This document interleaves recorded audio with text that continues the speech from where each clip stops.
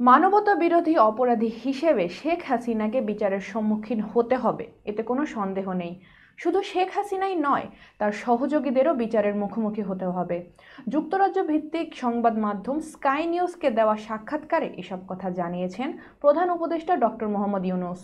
এ সময় তিনি বলেন, শেখ হাসিনাকে বিচারের মুখোমুখি করার জন্য সকল প্রমাণ সরকারের কাছে আছে। তাকে ফেরত দিতে আনুষ্ঠানিকভাবে ভারতকে জানানো হয়েছে। এ বিষয়ে বাংলাদেশ ভারতের জবাবের অপেক্ষায় আছে। ডক্টর ইউনূস বলেন, শেখ হাসিনাকে দ্রুত বিচারের মুখোমুখি করতে সর্বোচ্চ চেষ্টা করা হচ্ছে।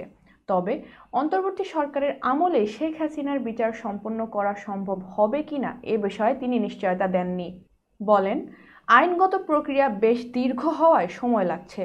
ইউনূস জানান, হাসিনার ১৫ বছরের শাসনে বিরোধী কণ্ঠ দমনের বন্দিশালা আয়নাঘরে চলে অমানবিক নির্যাতন। এর বীভৎসতা শুধু সবাইকে হতবাকী করেননি, নৃশংসতার চরম পর্যায়কে তুলে ধরেছে বলে উল্লেখ করেন তিনি। প্রশ্ন করা হয় শেখ হাসিনার ভাগ্নি ও যুক্তরাজ্যের সাবেক অর্থ বিষয়ক মন্ত্রী টিউলিপ সিদ্দিকের বিরুদ্ধে দুর্নীতির অভিযোগের বিষয়ে। জবাবে ইউনূস বলেন, বিষয়টি গুরুত্ব সহকারে নিয়েছে দুর্নীতি দমন কমিশন।